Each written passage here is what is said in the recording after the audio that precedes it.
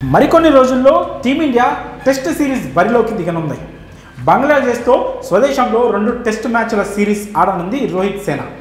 చాలా గ్యాప్ తర్వాత భారత జట్టు గ్రౌండ్లోకి దిగుతోంది. టీ20 వరల్డ్ కప్ విజయం తర్వాత శ్రీలంకతో టీ20 వన్డే సిరీస్లు ఆడిన టీమిండియా దాదాపు 40 రోజుల తర్వాత అంతర్జాతీయ సిరీస్కు రెడీ అయింది. ఇప్పటికే 2 టెస్టుల సిరీస్ కోసం స్క్వాడ్ కూడా ప్రకటించారు భారత సెలెక్టర్లు.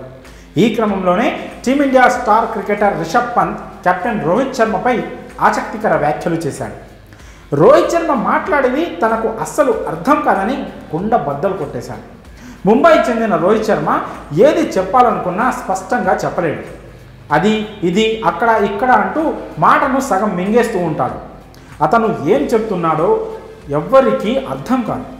టీ20 వరల్డ్ కప్ గెలిచిన తర్వాత ప్రధాని నరేంద్ర మోదీతో జరిగిన భేటీలో గ్రౌండ్లో మట్టెందుకు తిన్నావు అని ప్రధాని మోడీ అడగగా అది అక్కడ అలా జరిగిపోయింది అంటూ చెప్పేశాడు. అది అంటే ఏంటి? అలా జరిగిపోయిందంటే ఏం జరిగిపోయిందో ఎదుటి వాళ్ళే అర్థం చేసుకోవాలి. ఒకసారి team India star batter Virat Kohli సైతం Rohit Sharma way of talking గురించి స్పందిస్తూ రోహిత్ చెప్పేస్తాడు కానీ మనమే అర్థం చేసుకోవాలి అదేంటో అని సరదాగా పేర్కొన్నాడు. ఇప్పుడు పంత్ కూడా అదే విషయాన్ని వెల్లడించాడు. రోహిత్ శర్మ ఏం చెప్తున్నాడో తనకు గ్రౌండ్లో అర్థమవుతుంది కానీ ఆఫ్ ది ఫీల్డ్ అతను ఏం చెప్తున్నాడో తనకు అర్థం కాదని చెప్పాడు. మ్యాచ్ జరిగే సమయంలో రోహిత్ శర్మ చెప్పే మాటలు, ప్లానింగ్, స్ట్రాటజీ అర్థమవుతాయి కానీ ఆఫ్ ది ఫీల్డ్ జనరల్గా మాట్లాడుకునే మాటలు తనకు అస్సలు అర్థం కావు. అతను ఏం చెప్తాడో ఏమో అంటూ తెలిపాడు. అరే మనం అప్పుడు అక్కడికి వెళ్ళాము కదా, అది జరిగింది కదా, అదే ఇలా ఉంటుంది రోహిత్ శర్మ మాట్లాడితే.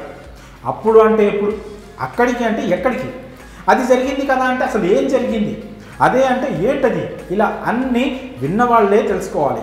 మరి రోహిత్ మాట్లాడే మాటలు తనకు అర్థం కావు అంటూ పంత్ పేర్కొనడంపై మీ అభిప్రాయాలను కామెంట్స్ రూపంలో తెలియజేయండి.